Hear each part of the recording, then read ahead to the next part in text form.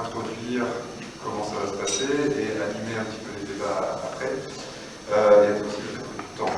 Alors, nous, on a décidé de faire cette présentation de manière un petit peu différente de d'habitude, parce qu'on est 4, on a beaucoup de matière, et on s'est dit que ce qui allait être le plus intéressant, c'est de débattre. Donc, ce qu'on a décidé, c'est de faire un format qu'on appelle Pecha Kucha, donc c'est des slides, surtout d'images, en 7 à 8 minutes, avec après, surtout un temps de débat de 15 minutes. Donc, ça à 4 fois, on arrive à peu près à 19h30, et après, il y a un faux qui sera servi juste derrière. J'en profite pour présenter mes collègues dans l'ordre d'apparition de présentation. Donc, on a Jessica Verlet qui va présenter le sujet de l'énergie et comment déminer les idées reçues, si je ne dis pas de bêtises. Ensuite, on a Christelle qui est de l'agence de Mulhouse aussi, qui va présenter quelque chose sur le foncier, comment grandir sans grossir, si je ne dis pas de bêtises. Et ensuite, Brice va parler de la suite logique, c'est comment compenser, qu'est-ce que ça a comme impact de compenser l'urbanisation, la consommation de foncier agricole et naturel. Et pour finir, moi je vais présenter quelque chose de conclusif et d'un peu une ouverture sur la sobriété en général, qui est aussi finalement la suite de cette publication qu'on publie aujourd'hui. Donc ça c'est la primeur de cette publication de l'agence sur comment faire désirer finalement la sobriété. Et voilà. Et, alors, on n'a qu'un seul micro, qui devrait passer à Trapstead. Donc, c'est plutôt nous qui allons garder le micro parce qu'on risque de répondre beaucoup aux questions. Mais normalement, on s'entend tous assez bien. Et si on n'a pas très bien entendu, on répétera simplement les questions que vous poserez. Voilà. Merci de votre compréhension. Et je laisse la parole à Jessica.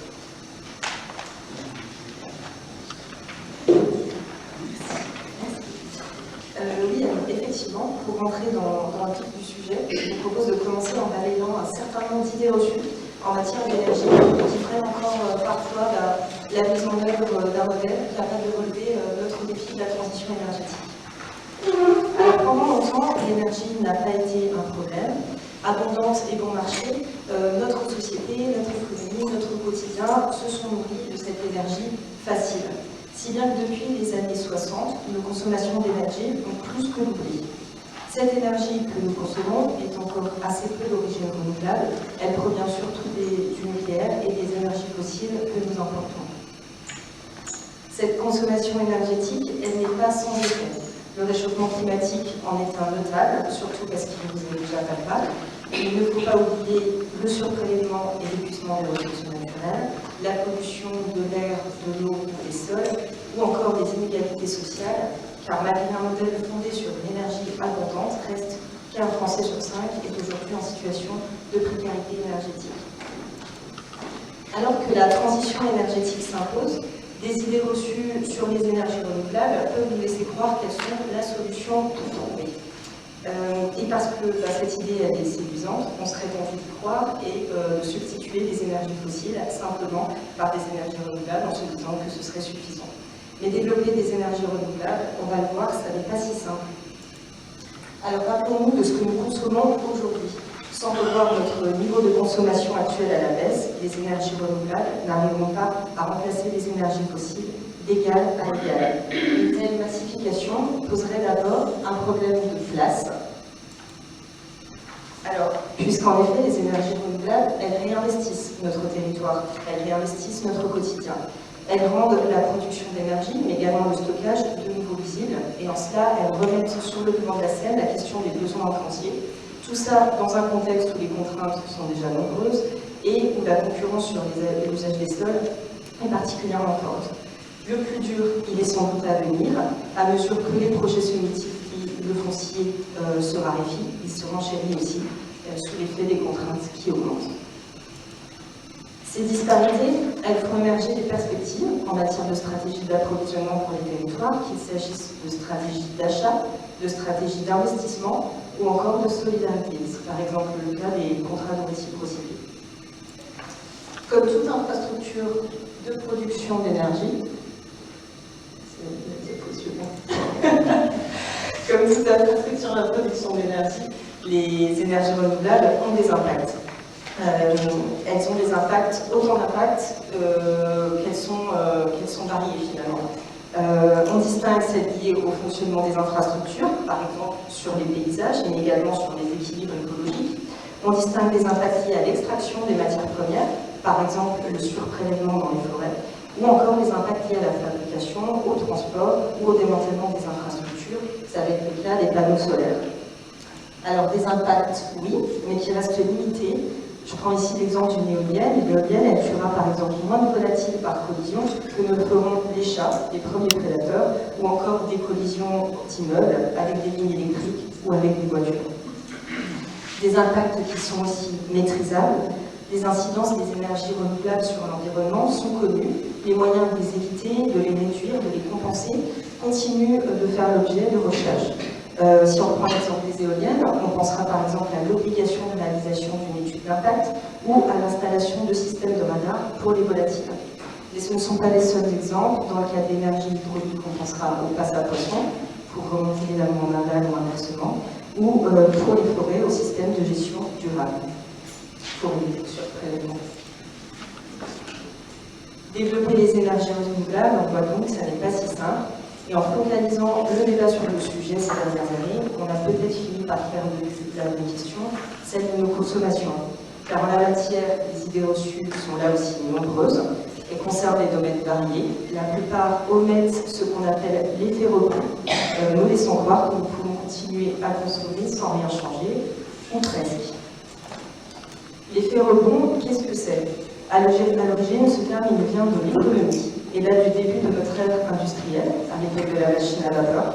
L'effet rebond signifie tout simplement que les gains générés par l'efficacité énergétique et les progrès technologiques sont souvent compensés par une évolution des consommations, ce qui se traduit directement par une hausse de la consommation. Cet effet rebond il s'observe dans tous les domaines et nous allons le parcourir ensemble à travers 4 idées reçues. La première, isoler son logement, c'est l'assurance d'économie d'énergie et de plus de confort. Oui, mais c'est sans compter que la moitié des consommations d'énergie d'un logement dépend des comportements. Ce sont ces fameux 50% qui expliquent qu'après des travaux d'efficacité énergétique, certains ménages consomment autant, voire plus qu'avant. Cet effet rebond, il n'est pas négligeable, il est susceptible de réduire de 5 à 50% selon les études, et bien entendu par des actions d'efficacité énergétique. Deuxième idée reçue, les véhicules vendus aujourd'hui consomment moins qu'avant. Il est vrai qu'en l'espace de 30 ans, la consommation de carburant d'une voiture moyenne est passée de 8,3 litres au 100 à 6,7, notamment grâce aux efforts technologiques qui ont été faits. Mais ces efforts ont été gommés, d'abord parce que les voitures sont plus nombreuses aujourd'hui, mais aussi parce que ces voitures d'aujourd'hui sont tout simplement plus grosses. Rappelez-vous de la voiture la plus vendue en France en 1990, c'était la fameuse Peugeot 205. Et regardons maintenant celle qui est le plus vendue aujourd'hui, il s'agit de la Renault Clio. Et comme le montre cet exemple, en plus d'être plus lourde, car selon l'ADEME, le poids moyen d'une voiture a augmenté de 30% en 30 ans, les voitures vendues aujourd'hui sont aussi plus longues, plus larges et plus hautes. Troisième idée reçue, miser sur le numérique, c'est la promesse d'économie d'énergie. Il est vrai que de nombreux espoirs reposent sur la capacité des outils numériques à réduire nos consommations, la Smart City, la maison intelligente, les objets connectés, laissez oublier que ces outils numériques et surtout leurs usages consomment de l'énergie. Chaque année, le numérique accroît sa consommation de 9%. L'accroissement de la qualité de service a contribué à cette hausse en permettant davantage d'usage du numérique et notamment celui de la vidéo en ligne. On a de nouveaux usages qui viennent accélérer cette tendance, le télétravail par exemple, mais aussi des nouvelles innovations, la 5G.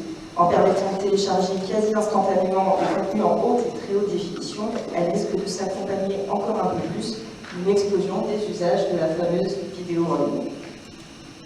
Quatrième idée reçue, consommer local permet de diminuer nos consommations d'énergie.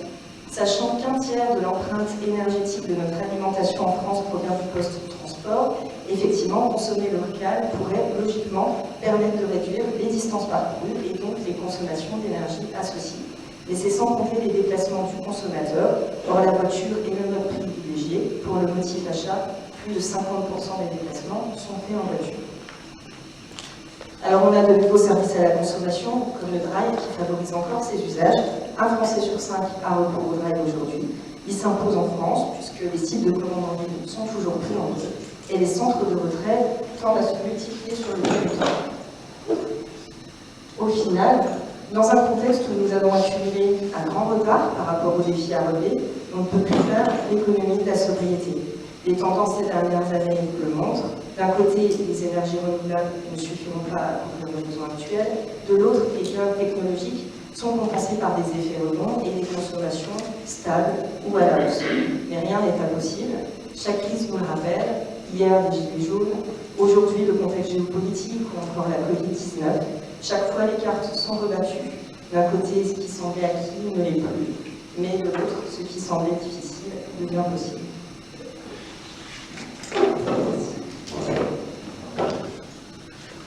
Voilà, comme je le disais, on a un petit temps de questions, si vous le souhaitez, dans une dizaine de minutes. Voilà, donc je ne sais pas s'il y a des premières réactions vis-à-vis de ça. Je sais que c'est toujours un peu difficile de se lancer. J'ai moi-même pas tout à fait préparé ce que je pourrais lancer comme question. Mais c'est vrai qu'on a choisi de présenter ça pour commencer. Alors c'est peut-être un petit peu négatif, c'est ce que vous avez présenté la première fois, mais alors on ne peut rien faire quand on améliore quelque chose, c'est toujours compliqué. En fait, on introduit sur la notion d'efficacité. Et la différence, on va conclure sur la notion de sobriété, qui finalement faire un pas en arrière pour éviter justement ces consommations. Et je ne sais pas si quelqu'un peut réagir.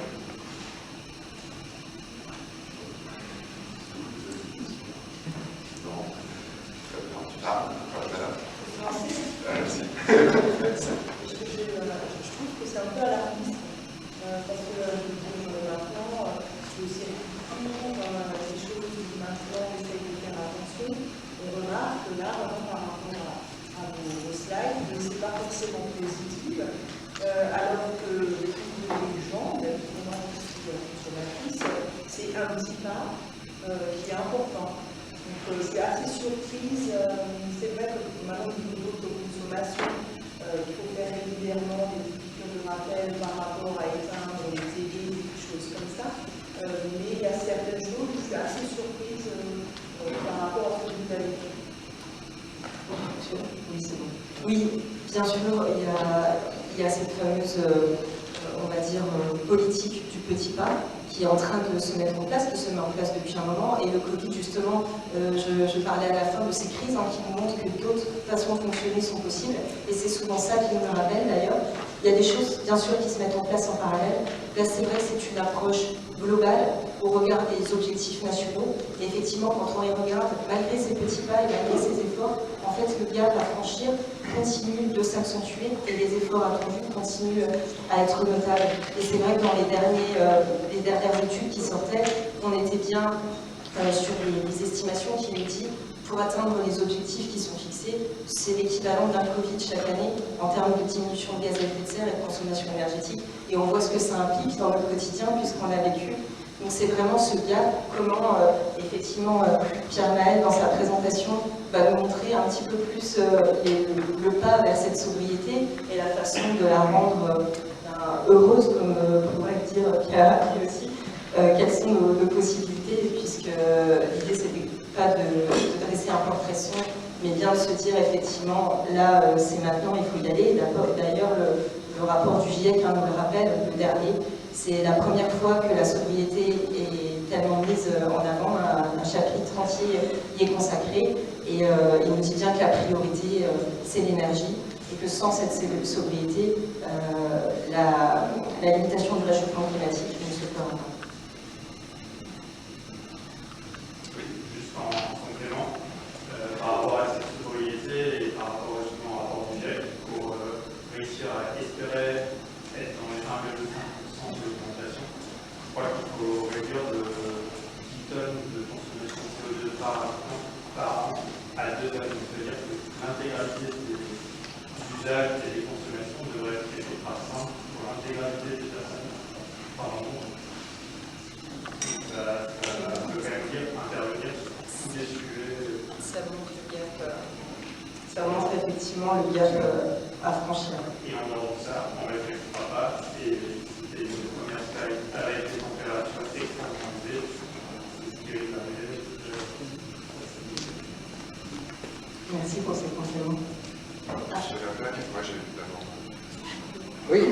trouve que c'est intéressant la réflexion que vous avez faite, madame, parce qu'elle amène finalement à s'interroger c'est quoi le rôle d'une agence. C'est vrai que on est en période électorale, donc c'est normal, il y a une forme de réduction et de rétrécissement du discours qui consiste bien évidemment à envisager des solutions un peu toutes faites. Et la problématique, vous l'avez bien dit, les pas à accomplir sont tellement importants que, il faut non pas envisager une solution, mais plusieurs solutions, et deux, sans la participation des citoyens, on n'y arrivera pas.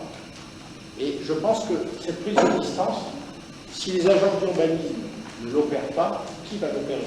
On est là pour ça, on est là pour éclairer, on est là pour accompagner les élus dans leurs responsabilités, on est là aussi pour sensibiliser les citoyens, toutes les parties prenantes, sans parti pris, mais en exposant la réalité des choses. C'est vrai que la réalité des choses, elle n'est pas dépressive. J'espère qu'elle va appeler l'engagement, mais cet engagement sera forcément un engagement de moyen et long terme, et il nécessitera des ruptures. Sans ces ruptures, c'est impossible, on n'arrivera pas à accomplir, c'est pas nécessaire pour, j'allais dire, rentrer dans une évolution de nos consommations qui soit compatible avec des objectifs, j'allais dire, supportables en termes d'évolution des températures et en termes de maîtrise, de maîtrise autant que faire se peut des désordres et des dérèglements climatiques. Alors, j'avais une question devant. Est-ce que je peux demander à tout le monde de se présenter simplement avant de poser une question comme ça? Jean-Marc Biry, un Strasbourgeois qui a fait le déplacement aussi depuis Strasbourg. Dans votre approche, il y a un élément qui me paraît absent, c'est les inégalités sociales. Tous les chiffres que vous donnez des consommations ne sont absolument pas égalitaires. Et je suis personnellement contre la théorie du colibri, parce que je pense qu'il y a des mastodontes, où il y a 1 ou 2 ou 10% de la population qui sont aisés, qui consomment beaucoup plus que tous les autres, et donc faire porter le poids individuellement sur la théorie par du colibri, j'amène ma petite goutte pour éteindre le feu, je trouve ça une aberration, mais je pense qu'il faut aussi mettre en avant les différenciations sociales liées aux classes sociales et aux inégalités, parce que tout le monde n'est pas équivalent dans les mesures de consommation. Et je pense que c'est très important, parce qu'il va falloir qu'on mesure et qu'on différencie les politiques de consommation et d'énergie en fonction de ces inégalités sociales. Je partage effectivement ce que vous dites, ça va être le principal enjeu de la mise en place de cette sobriété. La sobriété, si elle est mal vécue aujourd'hui, c'est aussi parce qu'elle veut dire restriction. Il y a déjà des personnes, effectivement, comme vous le dites, qui sont dans des situations de précarité énergétique et qui vivent déjà une sobriété qui est contrainte. Il y a des études qui ont été faites, et notamment Bruno Villalba, je ne sais pas si vous connaissez cette référence, mais il a fait un travail sur effectivement la sobriété chez ces personnes, les personnes en situation de précarité énergétique. Il en ressort des choses intéressantes en termes de pistes, et justement, M. Lapelle parlait de collectif, et c'est là où ça va être intéressant, et c'est là où ça va être dur aussi, c'est de travailler ça collectivement, parce que comme vous le dites, ces questions d'inégalité sociale et de justice sociale, ça va être au cœur de cette sobriété. Et il y a des choses intéressantes effectivement qui ressortent sur ce qui est mis en place par ces populations-là en termes de partage d'usage, de partage, et le fait qu'aussi ces questions-là, à la différence de, comme vous le disiez, M. Lacan, ce côté un petit peu tabou de la sobriété, tabou des choses qui se passent, qu'on essaye un petit peu d'atténuer, ces personnes-là le vivent et en parlent justement dans cette étude de façon non tabou, de façon totalement libre. Elle est très intéressante, je vous invite à la lire. Est-ce que tu as encore pour les questions? Voilà, on passe à la présentation. André Letter, je suis de passade, alors je suis de la région ici, et je suis retraité. Moi, il y a une chose qui me gêne un peu, c'est que vous partez d'un axiome qui est que le GIEC est la vie. J'ai lu beaucoup d'articles, aussi bien du GIEC que d'autres, et vous avez plein de gens qui ne sont pas des plus idiots, pas des plus bêtes, et qui contestent les conclusions du GIEC. Ça, c'est le premier point. Je ne conteste pas le fait qu'il y ait une évolution, une augmentation de la température, ça pour soi. crois qu'on peut tous à peu près le constater. Ceci étant, quand on regarde l'histoire de la Terre, vous avez toujours eu des périodes, j'allais dire, glaciaires, des périodes de grande chaleur, et ainsi de suite. Soit. Alors, le deuxième point, la sobriété. À titre personnel, je ne suis absolument pas opposé à la sobriété, parce que je pense qu'il faudra y arriver d'une manière ou d'une autre. Hein. Nos ressources ne sont pas éternelles, évidemment, et puis nous sommes de plus en plus nombreux quand même sur Terre. Alors ça, c'est un point important, et je dirais même, si j'ai votre message, si je comprends bien, si j'ai bien lu les quelques lignes du dossier qui est là, c'est d'essayer de faire en sorte que chacun se sente responsable, évidemment, de l'évolution et de cette sobriété. Je rappelle quand même qu'en matière de consommation de gaz à effet de serre, la France représente 1% des émissions mondiales. Donc je veux dire, je veux bien participer à un effort global, mais il faut aussi que cet effort il soit très largement répandu. Vous savez bien que les premiers qui émettent des gaz à effet de serre, aujourd'hui c'est la Chine, c'est les États-Unis, c'est la Russie certainement, puis probablement l'Amérique du Sud très rapidement. Donc moi, ce qui me gêne toujours dans ce genre de dossier, c'est pas l'orientation que l'on peut donner, mais c'est ce sentiment de culpabiliser les gens en termes d'axiomes. Avant de commencer, on est coupable de tout un ensemble de choses. Voilà, ça me dérange un petit peu. Maintenant, je ne suis pas écouté toute la suite. Je vais essayer d'être rapide parce que du coup, on a dit que le temps arrivait à sa fin. Pour la première explication, le GIEC, bon, effectivement, ça reste une référence et c'est un rapport sur lequel beaucoup d'études se basent, et notamment l'ADEME, avec qui on travaille, qui vient de faire ces scénarios basés aussi sur les orientations du GIEC. Donc, c'est pourquoi c'est une de nos références dans cette présentation. La deuxième question, c'était le deuxième point. Ouais, c'était plutôt le troisième point, ça me semble qu'il y avait quelque chose d'intermédiaire. Enfin, effectivement, le poids de la France par rapport au reste de l'Europe ou du monde, effectivement, dans cette sobriété, dans cette transition énergétique, là, nous, on travaille sur les modes de vie et sur le quotidien. C'est pour ça qu'on a fait une présentation qui est orientée dans ce sens-là. Mais évidemment, il y a des choses qui nous échappent, des leviers sur lesquels, en tant que citoyen, les prises sont très limitées. Et la gouvernance internationale, la géopolitique en est un. Là, il y a des accords qui sont censés être mis en place, des accords de Paris. Bon, on voit depuis des années que les effets ne sont pas visibles. Donc, effectivement, ça me pose question, mais je suis tout à fait d'accord avec vous sur le fait que ça, ce sont des leviers que nous ne maîtrisons pas en tant que citoyens.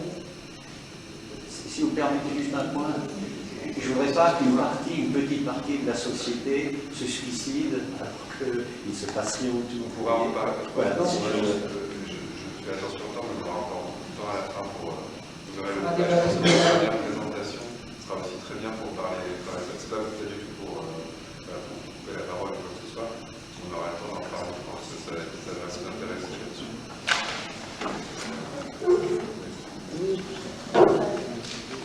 On vous invite peut-être à garder vos questions. On gardera les questions pour après, il y aura encore. On va parler foncier maintenant. Alors, la sobriété vaut-elle aussi pour les documents d'urbanisme et l'aménagement foncier? Eh bien, et on peut y parvenir sans mettre à mal le développement territorial et la qualité du cadre de vie. Alors, mission impossible, pensent certains, bien sûrement. Mission acceptée pour ma part. Je veux relever le défi de vous en convaincre pour vous inviter à relever vous-même le défi sur vos territoires. Alors, en août 2021, sous la chaleur de l'été, a été votée la loi climat et résilience, avec une mesure phare, le zéro artificialisation nette, le ZAN pour les intimes. Alors, pour mieux comprendre, je vous propose ce soir de parler santé, nutrition et sport, et puis je vais vous raconter une petite histoire aussi. Alors, imaginons que chaque ville et village soit une personne. L'enveloppe urbanisée, on serait le corps, la silhouette. L'alimentation, le développement urbain serait l'alimentation de ce corps. Le plan local d'urbanisme, ce serait le régime alimentaire, l'environnement serait la santé des villes et villages, et l'urbaniste, comme moi-même, le diététicien conseil. Alors, comment se portent aujourd'hui nos villes et villages, docteur? Eh bien, ils ont trop souvent abusé de menus copieux, de menus mal pensés, de repas très vite faits. Or, vous connaissez la chanson, on entend souvent à la télé, pour bien grandir, ne mange pas trop gras, trop sucré, trop salé. Donc pour préserver leur santé, il leur faut manger moins, mais surtout manger mieux. Mais ce n'est pas simple, vous entendez, de changer comme ça de régime alimentaire quand le corps fonctionne différemment depuis des années. C'est pourquoi la loi prévoit un régime qui est progressif. Moins 50% de consommation d'espaces naturels et agricoles par étape de 10 ans, jusqu'à 2050. Alors, la santé, c'est un esprit sain dans un corps sain, nous disait Homère. Les élus, les citoyens que vous êtes, diraient sans doute cela pour la sobriété foncière, à savoir préserver l'environnement, oui bien sûr, on est d'accord, en consommant peu, ou pas, ou moins, d'accord. Mais nous, ce qui nous intéresse, c'est de garder un dynamisme territorial et de continuer à bien vivre ensemble sur le territoire. Alors, est-ce que c'est possible? Et quid après 2050?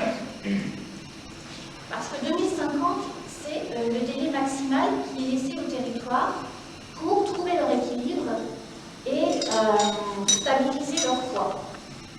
Alors, ce qu'il y a, c'est que c'est aussi sain pour le moral de faire un petit écart pour une occasion spéciale. Vous m'entendrez bien. C'est pourquoi la loi vise ce qu'elle appelle le zéro artificialisation nette. Des écarts, oui, mais si on fait du sport pour compenser et revenir à son poids de forme. Concrètement, comment les villes et villages peuvent-ils faire donc, pour mettre en œuvre cela? Quel PLUI imaginer? Quelles solutions foncières? J'espère que vous en savez d'avance. Je vous donnerai le menu et la recette tout à l'heure. Donc c'est là que j'en viens à la petite histoire que certains connaissent peut-être. Celle du professeur qui fait une démonstration à ses élèves en remplissant un bocal de toutes sortes de cailloux. Et cette question récurrente qu'il leur pose, le bocal est-il plein? Donc on va la refaire ensemble par analogie avec l'espace urbanisé des villes et villages. Et plutôt que de prendre un village fictif, je vais vous la raconter avec l'exemple de Pulversheim, cette commune que la plupart ici connaissent, d'à peine 3000 habitants au nord du Mulhouse, s'est engagée en 2020 dans une démarche de village en transition écologique. À l'instar de son voisin, Pulversheim, qui était précurseur dans la démarche. Alors Pulversheim est aussi en train d'élaborer son PLU et va bientôt adopter un PLU qui est quasiment ZAN, avec l'appui donc de notre agence d'urbanisme. La sobriété foncière est donc là en écho à la démarche de transition écologique. Suppression des 12 hectares de zone d'extension actuellement au PLU et seulement 25 arts de prêts qui sont maintenus constructibles pour des logements sociaux seniors. Alors, cette histoire du bocal, j'y viens. La loi, le ZAN, dit que l'on doit en priorité se contenter du bocal, c'est-à-dire ne pas déborder sur les espaces naturels et agricoles qui l'entourent. Mais, comme ailleurs, Pulversheim a eu tendance donc à remplir le bocal de gros cailloux, des lotissements pour gagner des habitants, pour garder des classes dans les écoles.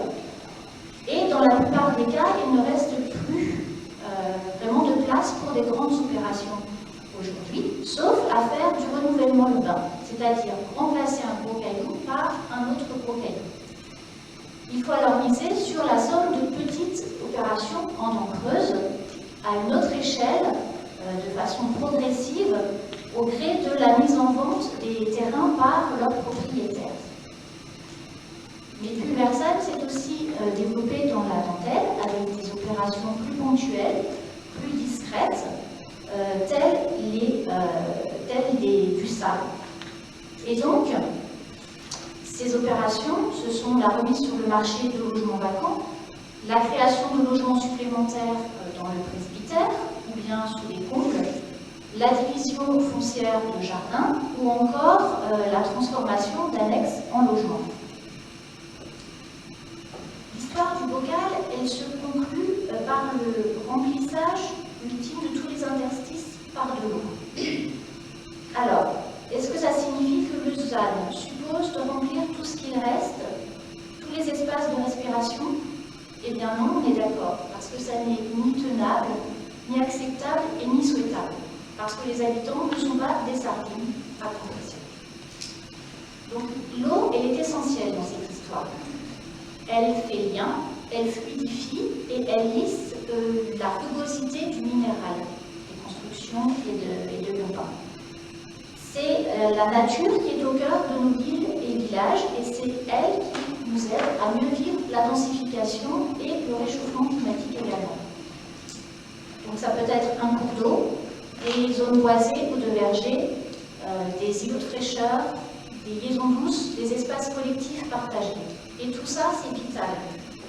La morale de cette histoire, c'est qu'il reste toujours plus de place dans le bocal que ce qu'on a l'impression, que ce qu'on pense, pour la nature. Alors, parlons PLUI. Maintenant, pour un PLUI sobre au ZAN, voici donc ma suggestion. Commencez par l'étude du potentiel de densification et de mutation de bonne qualité, parce que grâce à elle, vous pourrez tabler sur un zonage au plus juste qui préserve de l'urbanisation les espaces les plus sensibles. Et si la gourmandise est la plus forte, finissez votre PLUI avec des compensations à la mesure. Et pour un PLUI sobre et heureux, qui plus est, les ingrédients du plat principal pourraient être ceux-ci: un zonage qui soit équilibré et protecteur, bien assaisonné de règles et d'orientation d'aménagement et de programmation qui soit qualitative, et le tout est à partager avec les habitants, avec les usagers, pour leur donner envie. En conclusion, je vous invite tous ici, donc élus, urbanistes, aménageurs, architectes ou citoyens, à relever le défi d'une sobriété foncière heureuse. Et l'occasion est toute trouvée sur M2A avec un PLU intercommunal qui va bientôt s'engager. La sobriété foncière heureuse, elle n'est pas mission impossible, elle est déjà en œuvre sur certains territoires. Vous connaissez désormais le menu et les ingrédients à la réussite. J'espère vous avoir ouvert l'appétit, vous donner envie de sobriété foncière. Je voulais juste revenir sur, voilà, je ne cherche pas à couper la parole, mais simplement pour garder un certain rythme et pas prendre trop de temps tout de suite sur toutes les questions, laisser du temps à la présentation. On garde ce rythme-là et on reste ouvert après, surtout après aussi avec l'apéro en finale pour débriefer sur ce compliment avec vous. Voilà, merci. Alors, est-ce qu'il y a sûrement, non, on s'est tous un peu échauffé, il y a sûrement quelques questions qui sont dans la salle. Sinon, voilà. Monsieur, ok. Le petit jeune déjeuner, on peut dire que c'est déjà l'introduction aujourd'hui. Voilà, pour bien démarrer la journée. On commence par un bon petit déjeuner, alors j'espère qu'il vous a plu. Et puis après, on déroule le menu, si vous voulez. Ça fait 25 ans que j'ai construit, que je me bats pour que les fosses à l'époque soient modifiées. Et dans mon petit village, le PLU a été adopté sans problème, sans grande modification. Au contraire, il a été plus ouvert. Et on remarque aujourd'hui, et je me base sur beaucoup de sites, et je le note très souvent, par exemple, qu'il faut modifier les PLU, et c'est que à ce niveau-là qu'on arrive à une sobriété par défaut, en créant plus de l'emploi, c'est-à-dire en y introduisant une obligation de production d'énergie à 100% équivalente aux besoins de chaque nouvelle construction. Et le design sera différent, ça donnera quelque chose de plus sobre. Et surtout, chaque nouvelle construction sera en équilibre énergétique. Et si on l'avait fait il y a 20 ans ou 25 ans, on n'aura pas de moindre souci énergétique et de déviation CO2 et tout ce qu'on peut y croire. Et quand est-ce qu'il y aura le jour, quand est-ce qu'on inscrira cette phrase dans les PLU, ou plutôt par défaut dans les PLU? J'espère qu'on pourra l'inscrire. Alors il y a sur la question de l'énergie, la performance énergétique des constructions, aussi la réglementation thermique qui peut jouer, qui est aussi une réglementation qui vient en plus du PLU pour les constructions. Alors vous parlez du PLU de votre commune, vous êtes de la région de Mulhouse ou... Oui, à côté de Sirens. À côté de Sirens. Mais il ne faut pas mélanger la sobriété au niveau de la construction d'une maison. Isoler tout ça, oui, ça c'est une chose, mais même si elle est très bien isolée, que ce soit même une maison avec un dispositif, elle consommera toujours 24 heures sur 24 quelque chose, et il faudrait théoriquement la compenser par les capteurs, par un système tout simplement qui existe depuis fort longtemps, je le fais depuis longtemps, mais qui est absolument pas inscrit. Si c'est pas inscrit, il n'y a personne qui va le faire parce que c'est pas une contrainte. Alors il y a une possibilité ouverte dans le code de l'urbanisme de pouvoir définir des secteurs où on va exiger certaines performances énergétiques ou performances environnementales des constructions, qui est pas utilisée effectivement. Mais bien souvent la réponse qui est faite aussi du collectivité ou d'autres techniciens, c'est de dire qu'il y a la réglementation thermique déjà, donc que ça peut suffire. Mais voilà, ça fait depuis la loi Grenelle qu'il y a cette faculté, mais elle n'est pas utilisée, vous avez raison. Alors peut-être bientôt, sur L2A ou ailleurs, je ne sais pas. Monsieur. Oui, Joseph Aubin, Alsace Nature. Je siège pour Alsace Nature à la CD Benaf. Je suis agréablement surpris par la sobriété du PLU de Pont-Versailles que vous nous avez présenté. Je dirais que c'est un exploit, ce qui nous a été montré, parce que ce que je vis dans les différentes réunions de commission, c'est plutôt, je dirais, l'inverse, où les élus ont toutes les raisons pour justifier des extensions parce qu'ils vont perdre une classe s'ils ne font pas des nouvelles constructions en extension, parce que d'un côté, sur les dents creuses, il y a de la rétention foncière, et ils vont perdre une salle de classe. Voilà les arguments qu'on nous présente un petit peu. Est-ce qu'il n'y aura pas ce problème-là à Pulversheim? Parce que s'il y a moins de renouvellement de population... Non, parce que justement, alors, ce qu'il y a, c'est que la démonstration qui est faite aussi avec le bocal, c'est de dire qu'à un moment donné, c'est pas parce qu'on a l'impression qu'il n'y a plus de place et qu'il faut absolument s'étendre en dehors du bocal. Il y a d'autres façons donc de créer du logement ou des équipements par densification. Et donc à Pulversheim, c'est plutôt des solutions jusque-là, enfin, maintenant, qui peuvent être utilisées de densification. Il y avait des terrains de foot qui n'avaient plus nécessaire d'en utiliser autant parce que je n'ai pas eu les explications. Et donc, une grosse opération de logement mixte s'est faite sur ces terrains de foot. Donc, c'était déjà des terrains artificialisés, on n'a pas perdu l'espace agricole. Et à Pulversheim, je pense qu'il n'y aura pas forcément justement ce problème de classe parce qu'aussi, on est sur des opérations où on construit mixte avec différents types de logements qui permettent à des populations, aussi avec des enfants, de venir s'installer parce qu'on pense parfois à tort qu'il ne faut faire que de la maison individuelle pour avoir des familles. Or, les familles n'ont pas toujours les moyens de construire une maison individuelle et parfois il leur faut, parce qu'il y a des accidents familiaux aussi, quelques logements plus petits, quelques logements sociaux, quelques logements collectifs. Il faut de tout justement pour garder les classes et c'est un tort de penser qu'avec des lotissements, on accueille les jeunes enfants. On accueille des collégiens, des lycéens, même des retraités. Merci. Encore deux questions dans la salle. Il y en a une au fond et une là. Et après, on va passer à la prochaine. Je voulais simplement réagir à une intervention. C'est vrai qu'on a besoin des règles sur la consommation énergétique, la production d'énergie dans les constructions. Le problème, c'est que ça augmente aussi grandement le coût des constructions. Et c'est vrai qu'il y a beaucoup de communes qui seraient incapables d'accueillir une forte salle de population. Les moyens en fait de construction avec des normes imposées de ce type-là. Donc c'est vrai que ça pose cette question-là aussi du coup de construction des sites ouvrages.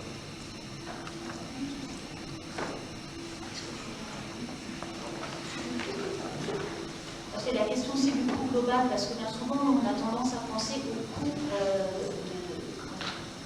terme représente un surcoût, on va dire, mais parfois, quand c'est sur le long terme, qu'est-ce que ça nous fait gagner? C'est de l'ordre de 3% par rapport au coût d'une maison. L'installation d'énergie pour être autoproducteur. Monsieur, oui, voilà. C'est par rapport à l'aspect densification et le lien que vous disiez, donc l'image de l'eau, hein, qui était la nature, c'est le lien entre, on va dire, les espaces urbanisés. Si on replace la question de l'impact des espaces verts naturels sur les îlots de chaleur et le réchauffement urbain, j'avais une fois entendu un chiffre pour que l'effet soit significatif. Il faudrait que 30% de l'espace urbanisé soit consacré au vert, disons, aux espaces naturels. Donc est-ce que c'est compatible aussi? C'est-à-dire qu'il y a un moment, il y a des limites, si vous voulez, à la densification. Je pose la question, est-ce que ce critère, d'efficacité finalement de la lutte contre les niveaux de chaleur, doit être intégré à un moment? Moi, je n'ai pas de connaissance de ce chiffre, par exemple, donc le raisonnement n'est pas fait sur cette J'ai base. entendu ça dans un débat. Mais en tout cas, c'est quand je parlais de règles qualitatives, c'est de dire que aussi, même si on construit à l'intérieur, c'est pas parce qu'un terrain va être bâti qu'il ne faut pas prévoir qu'il soit, je dirais, frais, c'est-à-dire qu'on peut inscrire des coefficients de biotope, on appelle comme ça, des règles qui indiquent quelle part de végétation on doit garder sur un terrain, en toiture, au sol, sur les espaces de parking. Et tout ça s'ajoute. C'est-à-dire que même si on artificialise, il faut faire attention à ce qu'on n'imperméabilise pas trop le sol et qu'on favorise déjà aussi le niveau de chaleur sur le terrain lui-même. Pas simplement que des dents creuses. Vous avez raison. Je trouve que ça fait une bonne transition. Avec l'intervention de Brice qui va parler justement de tous les impacts environnementaux que ça génère. Alors j'ai discuté de manipulation du micro, j'ai parlé fort, je ne sais pas si tout le monde m'entend. Oui. D'accord, très bien. Et pour les slides, oui. Je sais que... Parce que ça. Très bien, bon, je commence pendant qu'il y a des ajustements techniques. Je vais vous présenter un cas d'étude, un exercice de style qu'on a fait sur le Bas-Rhin, qui peut être tout à fait réplicable dans le Haut-Rhin. Ça concerne, pour faire aussi un peu le lien avec ce qu'a expliqué Christelle, sur les gourmandises, à savoir ces fameuses compensations écologiques. Et nous avons un membre d'Alsace Nature qui, je suis sûr, va apprécier le débat sur les compensations écologiques. Alors, le territoire du Bas-Rhin, c'est un territoire plutôt artificialisé, avec 10% de tâches urbaines, avec une densité qui est supérieure à la moyenne nationale et à la moyenne aussi régionale. Et à cela s'ajoutent des sensibilités environnementales très fortes, notamment dans le ride alsacien. On a des réserves naturelles, mais aussi des périmètres de protection du risque inondation. Et dans la réglementation, c'est quasiment des cloches écologiques sur lesquelles on ne peut pas urbaniser.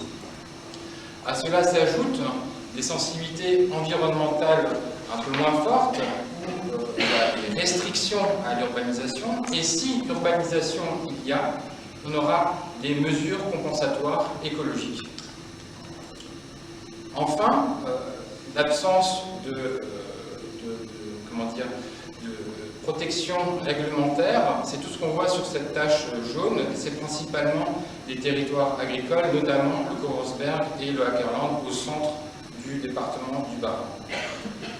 Alors voici dans ce camembert la répartition des classes de sensibilité environnementale. Et dans l'hypothèse que l'ensemble des projets planifiés des zones à urbaniser des documents d'urbanisme type PLU, si l'ensemble de ces zones sont urbanisées, ça représente 4200 hectares sur ces zones à faible sensibilité environnementale, donc surtout sur des territoires agricoles. Voilà. Ça, cette carte, qu'est-ce qu'elle montre? C'est l'intersection des zones à urbaniser des documents d'urbanisme, des PLU ou des BLUI, avec les sensibilités environnementales très fortes ou fortes. Donc en rouge, ce seront des projets qui devront être abandonnés, et en orange, des des zones AU qui croisent des sensibilités environnementales et qui devront générer des mesures compensatoires écologiques. Alors, quelques chiffres par rapport au Bas-Rhin, 500 hectares de projets de zones A urbanisées qui devront être abandonnés et 1300 hectares, si l'ensemble des zones AU étaient urbanisées, qui devront générer des mesures compensatoires. Alors, on a un cas d'école dans le Bas-Rhin, c'est le grand contournement ouest. Les mesures compensatoires représentent un quart du budget, 130 millions d'euros.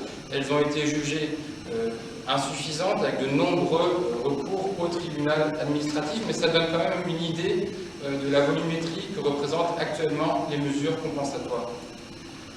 Et du coup, ces mesures compensatoires écologiques, quelle forme elles peuvent prendre?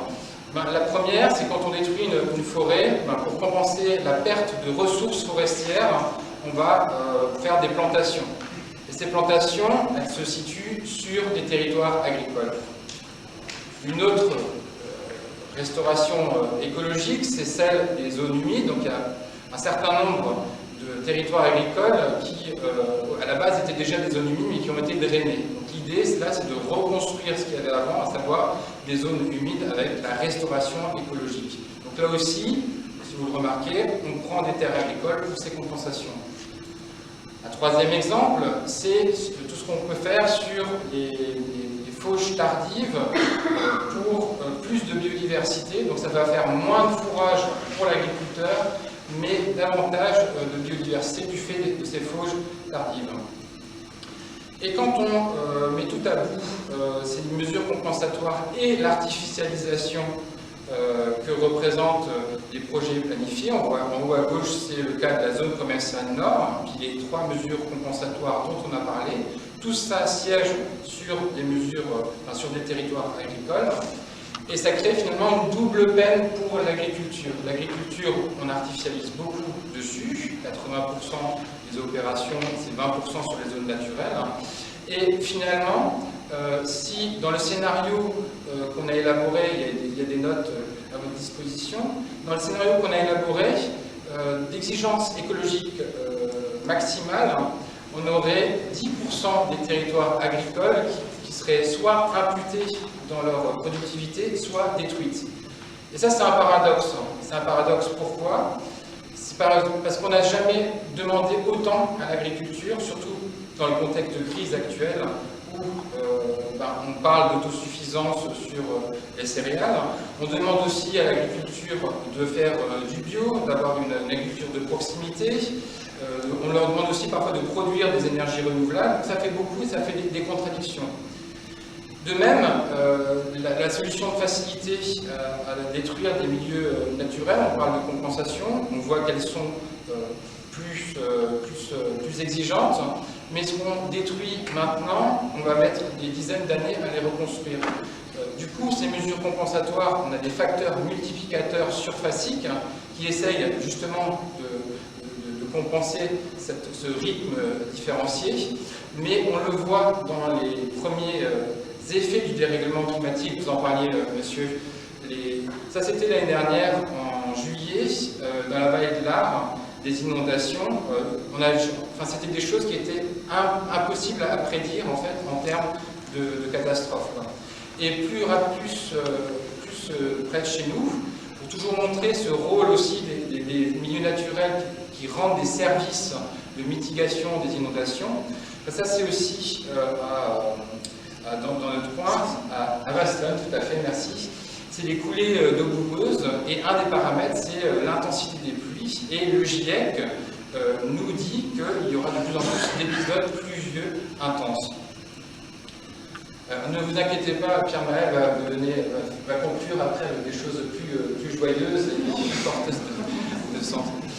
Et du coup, pour faire un petit rappel, la loi climat et résilience, c'est à l'horizon en 2030 une diminution par 2 de la consommation foncière, de l'artificialisation des terres agricoles et naturelles.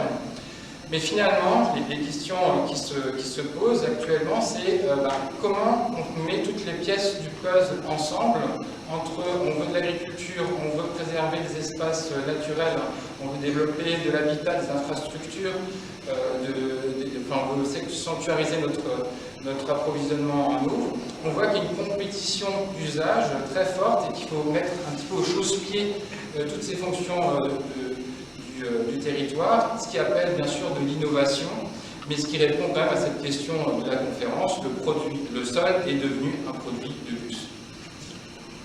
Merci, je ne sais pas s'il y a des questions, je te rends l'animation, Pierre-Noël. La PAC a généré les friches, les friches agricoles, et votre tableau là des moins 10%, moi, ne me choque pas plus que ça, parce que d'une part, le maïs n'est pas forcément des plus écologiques, pas comme terrain. Alors c'est vrai que ça pose un problème économique pour les agriculteurs, mais il y a déjà un certain nombre de pourcentages de terres, il faudrait peut-être les mettre dans votre statistique, de friches générées par la PAC, par simplement les subventions européennes qui les imposent d'une certaine façon. Il y en a, je pense, pas mal en Alsace. Donc c'est vrai que les 10%, ça paraît beaucoup, mais si vous si vous refaites votre tableau avec les friches qui existent et qui sont liées à la politique agricole communautaire, peut-être que ça va diminuer l'impact, tel que vous le présentez. Et en plus, par ailleurs, on sait que les champs de maïs, qui sont quand même légion chez nous et qu'on appelle terres agricoles, sont d'un point de vue écologique vraiment en dessous de tout, Donc, mais je comprends que les mesures compensatoires vont effectivement viser les terres agricoles. Ça j'en suis convaincu, comme vous. Okay. Merci pour cette intervention. Alors, je vous rejoins sur l'aspect monoculture de maïs. Il y a des études très sérieuses qui ont montré que c'était un désert de biodiversité, surtout s'il n'y a pas de rotation. Et s'il n'y a pas de pesticides, excusez-moi encore un peu. Et s'il n'y a pas de pesticides, parce qu'on sait quels sont les ravages aux abords des lotissements et de nos villages, dans les fronts, Ouais. On les connaît, les pesticides se retrouvent dans la moquette des chambres d'enfants et des parents, etc. Bon, il y a quand même des vrais problèmes, et ce n'est pas la mise en distance, c'est les 50 mètres ou les 80 mètres qui va les régler. Donc, je ne suis pas contre les agriculteurs, mais je pense que la complexité est c'est encore un peu plus complexe que ce que vous évoquez. Bien sûr, mais pour répondre sur le deuxième point, la friche, en fait, elle est intégrée à une rotation de culture, et du coup, ça compte qu'un tiers, et dans en Alsace, on est quand même sur des terrains très, très fertiles, et il y a en tout cas dans le Bas-Rhin, il y a peu de friches. En fait, c'est pas intéressant. Les friches ne sont pas figées, Elles sont dans des rotations. Et de toute façon, dans le Bas-Rhin, en fait, on a une telle productivité à l'hectare avec des terres argilo-lumineuses qui sont en plus fixatrices de nutriments. On a parmi les meilleurs rendements, donc c'est pas très intéressant, sauf si on impose des rotations. Il y a des études qui tendent à montrer qu'avec le stress hydrique, ces terres-là sont aujourd'hui concernées également par le réchauffement climatique. Bon, on pourra en reparler pendant l'apéro, parce qu'on va peut-être laisser d'autres questions. Je voudrais revenir sur la double peine. Oui. Je ne vais pas embêter les gens ici, mais c'est quelque chose qui m'est renvoyé à la figure pratiquement à chaque réunion de commission. Donc tous les mois, je prends ça. Qu'est-ce qu'on va répondre à la profession agricole qui se plaint de cette double peine?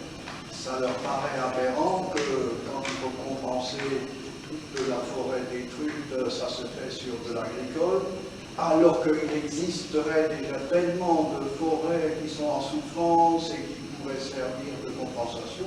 Bon, moi, je ne suis pas d'accord avec ça, je ne vous cache pas. Et effectivement, ils perdent des terres agricoles et on leur en reprend pour faire des restaurations de zoologie et compagnie. Quelque part, ils n'ont pas tort. C'est un petit peu une punition, mais en même temps, c'est aussi eux qui ont détruit les eaux humides auparavant en mettant des drainages de manière parfois un peu abusive. Et là, on peut élargir au-delà de l'urbanisme. On aura des problèmes de ressources en eau, et ça ne se passera peut-être pas par des barrages et compagnie. Il faudra recréer des eaux humides pour assurer notre ressource en eau, pour recharger les nappes. Et je voudrais, sans parler des pesticides qui nous rendent impropres à la consommation des pans entiers de la nappe phréatique et des nappes phréatiques et tout ça. Ok, donc la question c'était par rapport à la prise de peine des agriculteurs. Alors effectivement, quand on déboise, il y a une compensation obligatoire qui est par rapport à la ressource forestière. Là, il faut planter, il faut compenser le bois qu'on a coupé. Par contre, il y a une autre mesure compensatoire qui est souvent les îlots de sénescence ou une acquisition foncière en gestion durable pour le côté vraiment biodiversité. Mais plus globalement, en fait, par rapport à la loi climat et résilience, et le ZAN, en fait, c'est quand même un petit séisme, un séisme tout court dans l'aménagement du territoire. Donc, on va quand même avoir une forme de rationalité dans les zones qu'on va vouloir urbaniser, et on va peut-être plus taper dans l'agricole que dans le naturel par rapport au coût qui va devenir de plus en plus fort des mesures compensatoires. Je ne sais pas s'il y avait une deuxième question. On en discutera. Il y a un Monsieur avait excusez-moi. Veuillez m'excuser. C'est en complément par rapport à ce qui a été dit avant, mais c'est aussi une double peine de l'agriculture intensive sur les résidents du territoire, à savoir notamment par cette pollution des pesticides qui est très importante dans le cadre de la monoculture de maïs, de culture qui est quand même vraiment très grave sur place, c'est différent, l'empoisonnement d'enfants et vraiment casser les voilà, et la deuxième, c'est qu'il y a vraiment aussi une perte de rendement, parce que le maïs sert à nourrir du bétail, qui lui-même sert à nourrir les humains, alors que si on avait d'autres types de cultures pour nourrir directement les humains, on ne serait pas sur cette question de trouver une terre agricole pour pouvoir se nourrir, surtout dans le contexte du réchauffement climatique, où on se rend compte de ce qui se passe en Inde et au Mois avec des températures très élevées, similaires à celles qui ont été présentées sur le de l'alimentation, où on se rend compte que toutes les récoltes sont cramées et un gros problème alimentaire. Je pense que ça, c'est le sujet le plus important qu'on devra nourrir à moyen terme, de savoir comment se nourrir et trouver des solutions pour se nourrir et pas financer de l'agriculture commerce. S'il y avait madame, Oui, non, juste pour vous dire qu'il y a un film qui est super sympa qui s'appelle Le Fleuve Invisible. Donc, c'est vraiment sur l'économie par rapport à la créativité et par rapport aussi aux agriculteurs et le fait qu'à l'arrivage assez important,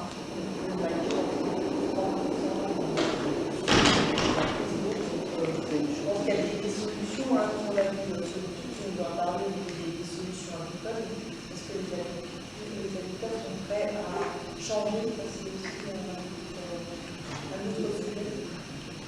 En fait, pour répondre à monsieur, on a un coût de marché en fait, du maïs par rapport à l'ensilage et à la nourriture du bétail qui fait que c'est l'option la plus intéressante économiquement. Du coup, il y a des investissements qui sont dans ce sens-là et la politique agricole commune va faciliter en fait les subventions pour les exploitations céréalières qui vont faire ces investissements. Et en fait, le prix de marché ne tient pas compte des externalités négatives dont vous parlez, à savoir la perte de biodiversité dans le sol, le risque d'empoisonnement par les pesticides, etc. Donc tout l'enjeu, en fait, du deuxième pilier de la PAC qui concerne les mesures agro-environnementales, c'est de faire rentrer, qu'il y ait une compensation financière pour la prise en compte de toutes ces externalités négatives qui se transforment en externalités positives. Mais on le voit, on est encore dans une plaine avec beaucoup de maïs. Et c'est aussi, le GIEC en parle, la consommation de viande, si elle diminue, il y aura moins de maïs pour faire de l'ensilage aussi. Parce que le maïs en Alsace, c'est beaucoup pour faire de l'ensilage. Il y a d'autres usages pour faire du plastique, mais c'est quand même pas mal pour l'élevage bovin. Oui, Anila Roche-Lambert, je représente le groupe sobriété du CDD. Donc les citoyens réfléchissent à la sobriété.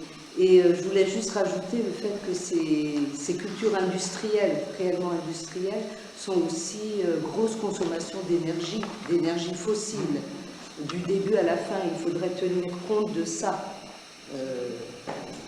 tant par les engrais que par le machinisme et le point de vue. Donc c'est des gouffres énergétiques qui sont à non-sens de plus en plus.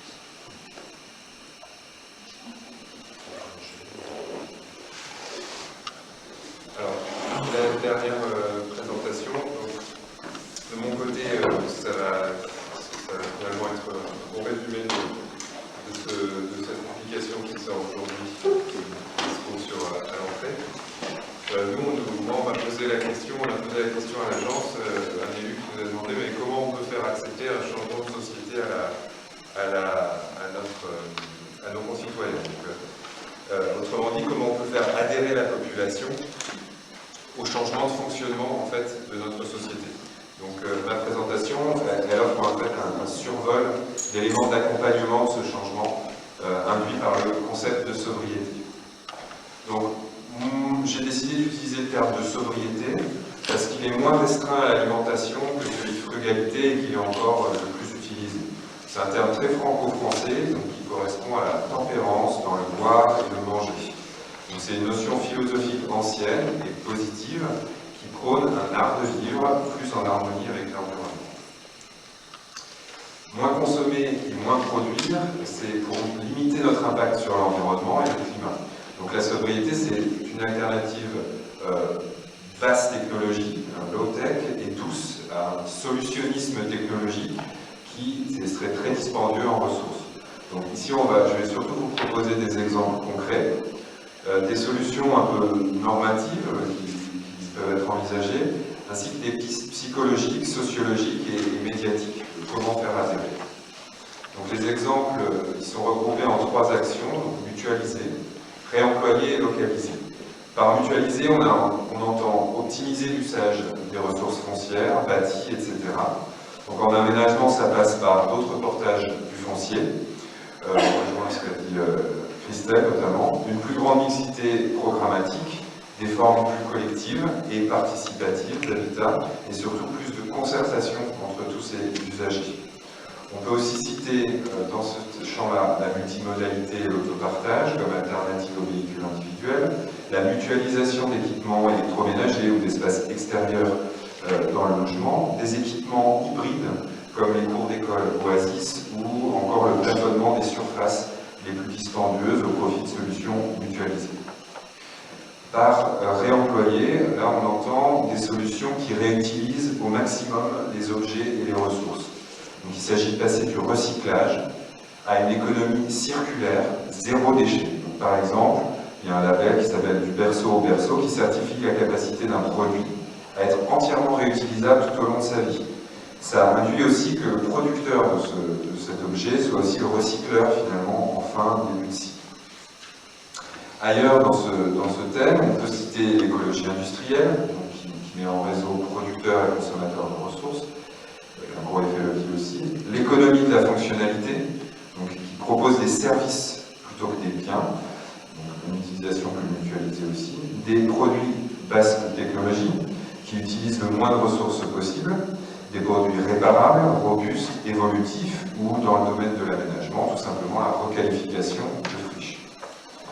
Avec localiser, là on entend des solutions qui utilisent en priorité les ressources locales, donc pour éviter les déplacements inutiles par exemple. Donc on pense à l'architecture bioclimatique, qui est conçue en harmonie avec le climat, les matériaux et les savoir-faire locaux, mais aussi à un aménagement du territoire bâti sur un réseau de villes petites et moyennes, ou la ville du quart d'heure. En agriculture, on citera les circuits courts, la permaculture et les modes de consommation de produits de saison. En économie, on parlera de réindustrialisation, de monnaie locale ou d'économie sociale et solidaire. Dans l'énergie, les solutions renouvelables et décentralisées s'inscrivent dans cet axe plus d'autosuffisance. Alors, ça ne suffit pas tous ces exemples très concrets, il y a aussi probablement des cadres politiques et économiques qui sont essentiels pour les conforter, ces initiatives locales. Donc, il s'agit d'abord de se doter de moyens humains et financiers pour accompagner cette sobriété. À l'échelle individuelle, ça peut passer par la valorisation des initiatives, la formation, la mise en réseau des initiatives, tandis qu'à l'échelle collective, ça peut passer par des formats de mobilisation plus réguliers pour faire des projets qui ont une certaine masse. Dans le domaine législatif, il s'agit autant d'organiser les modes d'élaboration des lois, donc de faire adhérer la majorité de la population. Adhérer ne veut pas dire faire accepter par tout le monde, hein. Ça c'est une vraie différence. Convention citoyenne, référendum d'initiative citoyenne peut-être, mais aussi de puiser dans tous les outils en fait, disponibles pour aborder les défis de front. Donc on peut réguler la vitesse, changer les lois transversales sur le climat ou des choses plus sectorielles, mais en tout cas avancer sur plusieurs domaines en même temps. Dans le domaine aussi central de l'économie, il s'agit aussi de donner de la valeur finalement à la sobriété par la régulation du marché, peut-être des bonus, malus écologiques, des choses comme ça, la mise en place de normes écologiques, le changement de comptabilité aussi, donc un budget climat ou des impacts environnementaux, c'est déjà un peu pensé ici et là, voire carrément de matrice économique. Donc là, je vais donner l'exemple du donut par exemple. Mais il faut donner des moyens à la hauteur et sur le temps long. Alors, le changement climatique, et vous en parliez monsieur aussi de Feinstadt, génère de plus en plus d'anxiété. C'est un risque qui est moins direct et plus global que la perte d'emploi par exemple, donc ce qui facilite une distanciation psychologique. Ajoutons aussi qu'on a une peur naturelle au changement, qui crée des réflexes d'évitement qui peuvent aller jusqu'au déni de ce sujet. Enfin, les événements climatiques peuvent aussi avoir des conséquences psychologiques. Elles peuvent générer du stress post-traumatique. Donc, pour rassurer, la psychologie, elle insiste sur la communication la plus positive qui soit et constructive, qui aide à dépasser ce sentiment individuel d'impuissance. Il est important de pouvoir agir sur ces anxiétés individuellement, donc en orientant les choix de consommation par exemple, en montrant des exemples concrets comme je l'ai fait, mais aussi collectivement en activant des groupes sociaux d'entraide et de mobilisation. On revient en moyenne. Alors, toute innovation sociale bouleverse aussi les rapports entre les acteurs de l'innovation, ceux qui la poussent, et leur milieu, tant physique que social. Donc pour la sobriété, les obstacles principaux qu'on peut relever, c'est la méfiance entre ceux qui la portent à la sobriété et ceux qui la subissent. Enfin, on pense aux gilets jaunes notamment. Les risques ressentis pour le bien-être matériel, qui a envie de devenir un Amish, hein, et la tentation d'une vision binaire entre soit la sobriété, soit le chaos. Donc l'enjeu, c'est de convaincre des bénéfices sociaux de la sobriété. Donc les discours et les formes de mobilisation, elles doivent s'adapter finement au public pour montrer que la sobriété est plus utile, moins chère, moins nocive, plus porteuse de sens, plus pratique, elle est plus ergonomique, elle est plus proche, etc. et plus valorisable socialement. Donc on peut se distinguer socialement grâce à ça, c'est plus juste grâce à ça, la société est plus juste grâce à ça, que les modes de vie actuels. Sur le point de la communication, la sobriété, c'est aussi un concept qui est historiquement positif, hein, qui renvoie à des modes de vie empreints de simplicité. Son champ lexical est aussi assez malléable, donc pour porter en fait la transition écologique. Donc les moyens de communication actuels, ils continuent de véhiculer, même modestement, ces modes de vie plus en harmonie avec l'environnement, comme la vie simple, le minimalisme, l'économie, etc. Alors, frugalité heureuse et créative, simplicité volontaire, mieux avec moins, c'est quelques synonymes de la sobriété qui permettent d'élargir peut-être le public ciblé. A contrario, certains soulignent le piège de l'efficacité, qui revient souvent à réduire ici pour faciliter la consommation ailleurs, comme on l'a vu dans l'énergie. Le principe d'éviter, réduire et compenser est aussi un sujet à explorer. Alors pour faire adhérer le plus grand nombre, le concept doit induire des récits collectifs positifs. L'ADEME a montré 3 autres voies possibles que la sobriété pour atteindre la neutralité carbone en 2050, comme autant de récits alternatifs pour inspirer les projets politiques. Toutefois, les moyens de communication sont cruciaux pour porter ce contenu au service de la transition écologique. Voilà, il n'y a pas de réponse unique à la question posée, comment faire adhérer pour en désirer cette sobriété. Il y y a des pistes à explorer pour consolider un discours finalement qui soit plus porteur. Donc voilà, maintenant on va pouvoir poser toutes les autres questions sur ce panorama et répondre à toutes les questions qui ont pu rester aussi en suspens pour le reste. Merci.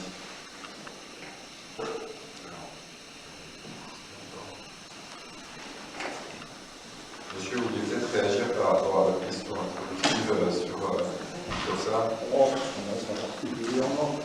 Je veux dire, le discours anxiogène, c'est pas moi qui l'ai, hein. J'ai pas l'impression d'avoir un discours anxiogène. C'est plutôt la façon de présenter certaines évolutions, notamment écologiques, qui le font dans un discours anxiogène. Ouais, je n'ai pas d'objection, je vous l'ai dit, vis-à-vis de la sobriété, ou bien au contraire, et je pense qu'on a beaucoup de choses à faire. Mais j'ai l'impression que dans cet ensemble de boîtes à outils que vous donnez, il y a des choses qui sont bien et d'autres qui sont utopiques. Enfin bon, moi je veux bien faire participer toute la population à la création des textes de loi, mais on n'y arrive déjà pas quand vous avez que des parlementaires et puis un Sénat. Alors vous imaginez, prenez une réunion, j'allais dire en dehors d'un sujet, d'un thème sur lequel tout le monde à peu près est d'accord. Prenez une réunion sur laquelle vous n'êtes pas d'accord, vous mettez 3 personnes ensemble, vous avez 5 actes, au moins 5 actes. Donc il y a des choses qui, moi, me paraissent pas tout à fait pas réalistes. Maintenant, j'allais dire la sobriété, certes, oui, je crois. La biodiversité, oui, je crois qu'il faut avoir des arbres, il faut avoir plus d'espace dans les villes. J'ai participé pour ma part au PLU et au SCOT, je suis bien au courant, j'allais dire, de l'évolution vers laquelle on va et de la restriction des surfaces. Comme je suis au conseil municipal, je me rends compte aussi que chaque fois que quelqu'un construit dans une dent creuse, vous avez tout le voisinage qui vient chez le maire et qui vient s'en plaindre. N'est-ce pas? Parce que pourquoi il vient construire à côté de moi?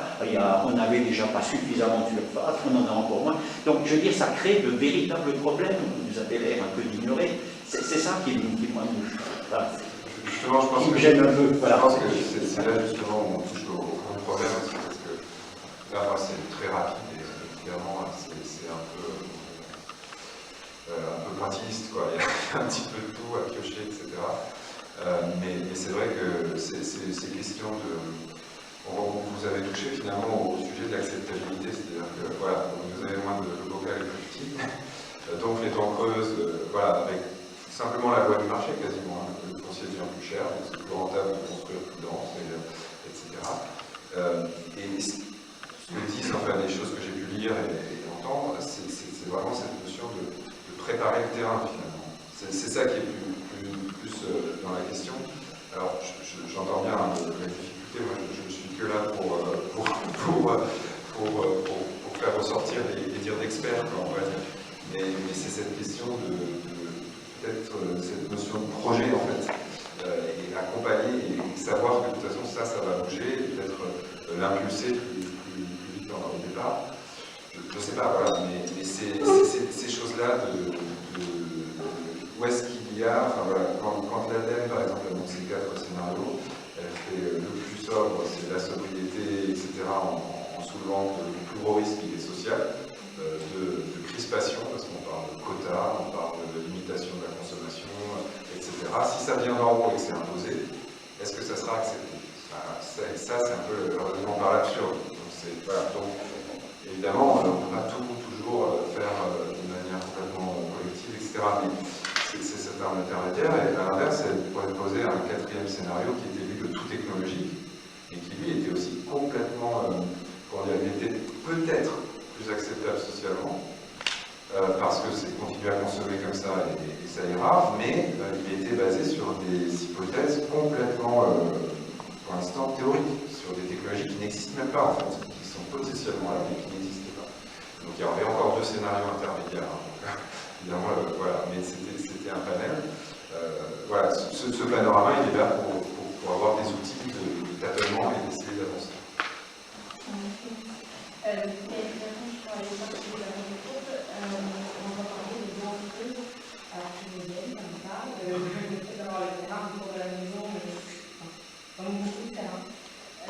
Du coup, je me demandais, au niveau des PLU, et notamment des PLU qui a très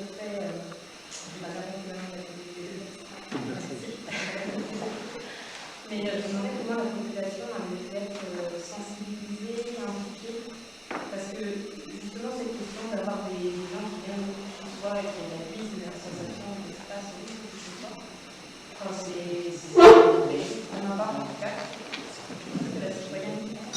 Ça peut être un vrai truc qui se trouve à l'acceptation justement des gens qui j'ai vu, du coup, le restaurant des gens qui étaient associés et Alors, à Pulversheim, le projet qu'on a repris à l'agence était déjà en cours depuis un moment, mais il y a eu un changement de municipalité, donc un changement aussi de cap dans le projet. Et donc, les modalités de concertation qui avaient été prévues au départ ne sont pas particulièrement ambitieuses, donc ça a été simplement des réunions publiques. Mais pour celles que j'ai donc pu tenir, la réunion publique, je me suis vertuée à la manière de ce que j'ai fait là, mais pas être métier panorama, vraiment bien expliquer toutes les choses aux habitants, pourquoi du comment, et le côté pas raisonnable, mais le fait qu'il n'y avait pas besoin de s'étendre sur les espaces agricoles pour réaliser le nombre de logements qui correspondait au projet démographique de la commune. Et j'ai fait avec des mots simples, et je trouve que ça a bien fonctionné parce que, par expérience, pour avoir d'autres réunions publiques, il y a eu très peu d'interventions de personnes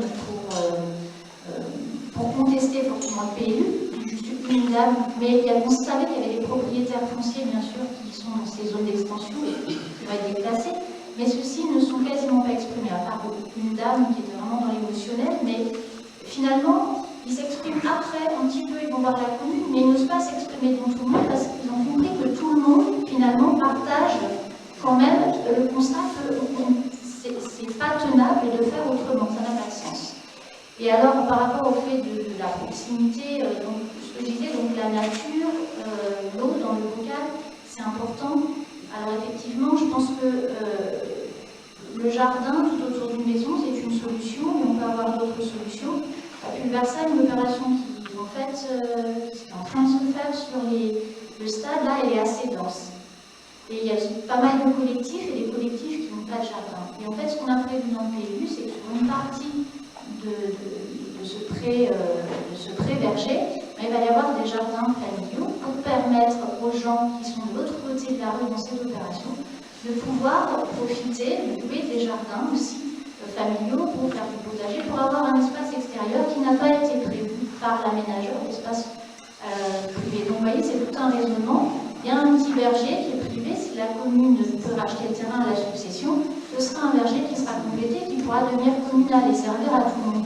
Donc en fait, c'est penser tout ça, simplement pas l'individualité des terrains, mais aussi le collectif et comment on fait un projet de société dans un village et que cette sobriété peut être aussi heureuse parce qu'on voit qu'on fonctionne autrement et que c'est un tout. Je pense que je voulais juste rajouter pour rebondir sur la question. Je pense que sur cette notion-là, ce qui ressortait souvent, c'est aussi l'échelle. C'est-à-dire que l'initiative locale, ça se travaille vraiment, enfin ce qui ressortait, c'était vraiment quelque chose, des initiatives qui peuvent être individuelles, ça ne suffit pas. Mais la bonne échelle, c'est sûrement l'échelle du quartier.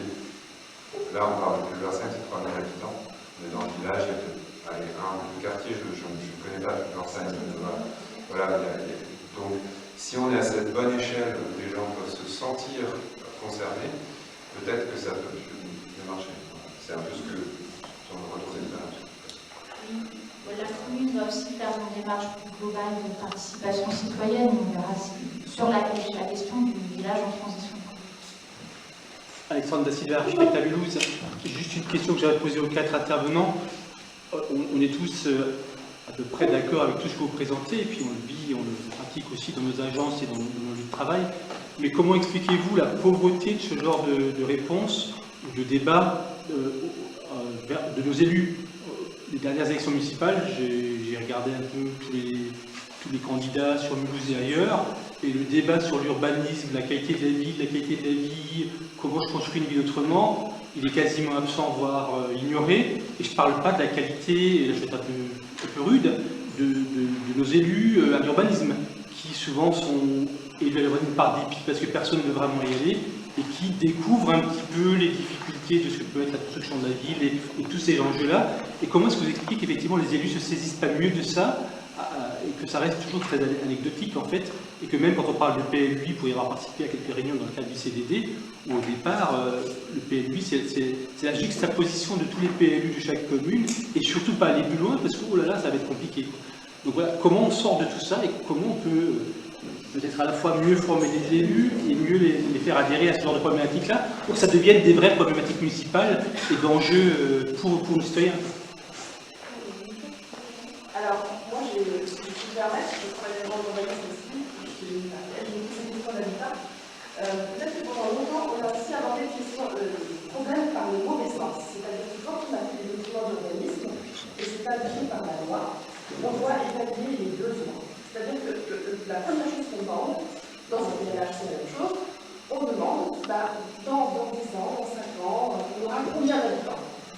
Or, personne n'a la boule de cristal. On n'a pas pris le Covid, on n'a pas pris tout ce qui est arrivé, tout ce qui est arrivé, tout ce qui est arrivé déjà depuis 20 ans. Peut-être que si on prenait le problème à l'inverse, c'est-à-dire qu'au lieu d'estimer des besoins, et de commencer par dire on ne consommera pas plus que ça, et après, on verra sur la gueule, on verra comment on répartit et ce qui se passera, et peut-être que c'est aussi ce changement de regard qui nous aidera aussi à voir les choses, à faire les choses différemment. Mais pour l'instant, effectivement, il y a aussi des entraves un peu législatives parce qu'on est dans un processus où quand on fait ce type de document, on est aussi sur des obligations. Je ne sais pas si vous voulez répondre, sinon il y a une question juste derrière. Et après, monsieur et madame. Jörg Florian, conseiller municipal de Kronstadt, formation architecte.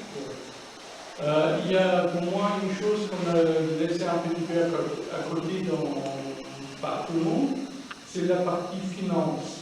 C'est-à-dire, c'est bien d'avoir tout ça devant, mais on sait aussi qu'il y a des fortes pressions financières. Si c'est par rapport aux engrais, c'est des entreprises, pour les autres, ça veut dire qu'on a aussi un lobbying qui est très fort pour, entre guillemets, faire plus facile eux qui veulent faire du commerce. Ça, c'est la première chose. Deuxième chose, je viens d'Autriche et j'ai été surpris, quand je suis venu il y a 25-30 ans, que la façon de l'urbanisme en France, c'est pour moi autrefois pas pensable. On est trop, je veux dire, pardon de dire ça un peu comme ça, un peu trop bordélique, on fait un PLU, on fait une zone, faites si vous voulez, il faut seulement correspondre à ça. Il n'y a pas de vraie limite, pas de vraie réflexion des zones, comment on peut aligner pour créer ce que vous dites, par exemple, les zones creuses, des choses plus logiques, parce qu'on voit ça aussi dans notre village, dans les différents villages de tout. Parce que c'est un petit peu fric-et-trac, parce qu'il nous manque un vrai urbanisme qui réfléchit en avant. Alors, je vais dire deux choses. Alors, sur la question des finances, c'est pareil, c'était assez rapide dans ce que j'ai dit. Mais c'était dans la présentation au niveau central, la question des normes. Sur la notion économique, en effet, c'est central, puisque les notions, par exemple, de la valeur, en fait, intégrer les méfaits qu'ont nos achats, nos consommations, nos productions sur notre environnement pour que, par pur effet de comptabilité, on fasse plus attention à ça au départ. Ça c'est un vrai sujet. Il y a des efforts par la ville de Mulhouse ou par la région aussi sur la notion d'impact environnemental. Donc, je veux dire, voilà, nos consommations, nos lignes budgétaires, elles ont tel impact. Donc, on peut réduire un peu par ligne, on a des moyens de le faire. Il n'y a pas de solution miracle, mais en effet, c'est central, notamment la notion des moyens. Là, les initiatives, pareil, c'est possible. Mais pour passer un cap, il faut des moyens pour les encadrer. Pour faire participer les gens, il faut des moyens humains. Clairement, ça c'est important de mettre cet argent-là. Après, sur le deuxième point, sur la planification, moi j'ai travaillé longtemps en Suisse avec les Allemands.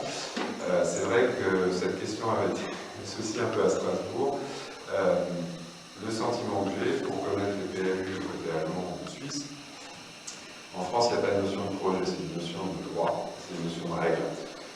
Mais la notion de projet, parce qu'on manque d'architectes dans les services, je pense, c'est une pensée d'ingénieur avant tout, et donc on tartine, on fait les règles, et par contre, une OAP par exemple, un document qui ressemble plus à ce qui pourrait être un peu du projet, reste à l'échelle d'un schéma.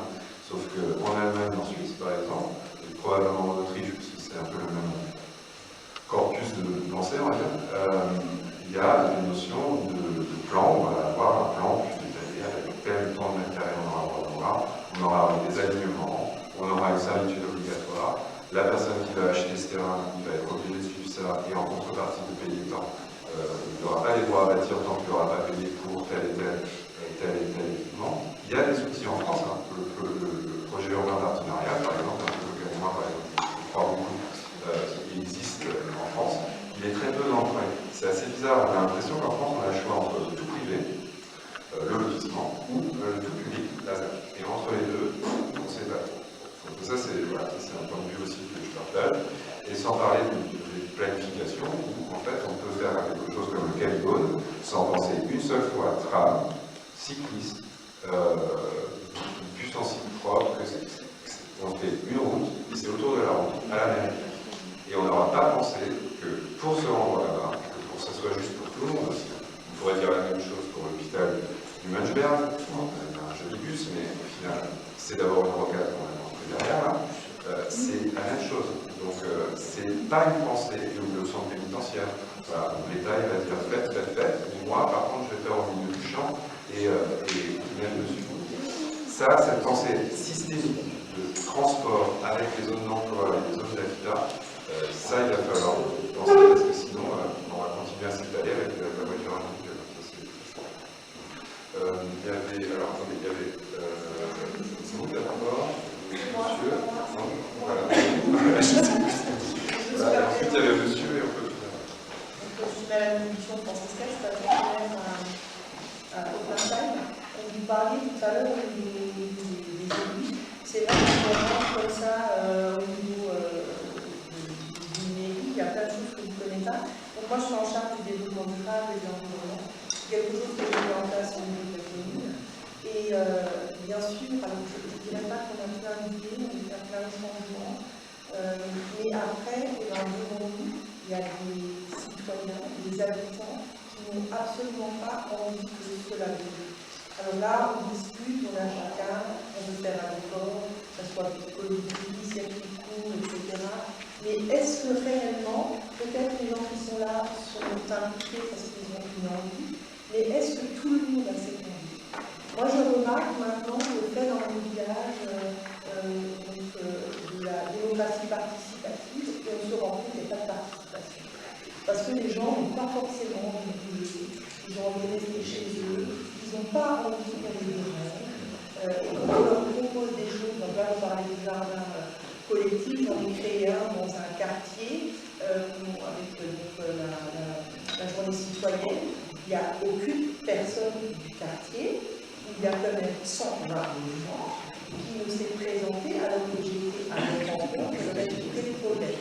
Donc je dis tout ça, c'est vraiment bien. C'est vrai que c'est chacun fait un petit pas, quelque chose. Mais est-ce que maintenant les gens ont réellement envie de faire bouger les choses et de trouver une recette miracle pour les faire avancer? Moi je trouve que c'est très difficile. Donc en tant qu'élu, je trouve que c'est dur de faire bouger les choses pour que les gens, à leur niveau, se rendent compte que la terre de demain, c'est pour nos enfants et qu'il faut faire quelque chose. Vous savez, les gens, maintenant, on a des listes, les gens qui veulent des terrains, alors ils veulent des petits terrains, des grandes maisons, et on a des listes entières parce que les gens, ils veulent ça. Ça veut dire, maintenant, on est dans le pouvoir, dans le vouloir, dans l'obtention. Et c'est vrai que maintenant, je suis la première à le dire, bien sûr, j'ai aussi une grosse voiture, mais je fais des choses, mais il y a des gens qui ne veulent pas bouger. Et nos citoyens ne veulent pas forcément bouger. Peut-être à notre niveau, mais certains, mais d'autres pas. Monsieur, je veux dire une toute petite chose, parce que nous, on fait ça à Frontisac, ça fonctionne, mais c'est clair, il faut être très têtu. Mais des gens qui ont ça, il faut souvent pas. Je pense que c'est ça. Mais je n'ai pas la peine, ne vous inquiétez pas. Voilà, soyons persévérants et endurants. C'est Une dernière intervention. Moi, je voulais peut-être rebondir sur, vous m'avez un peu précédé dans votre propos, là, juste à l'instant, c'est que ce qui manque, c'est l'image, c'est le projet, la démarche de projet.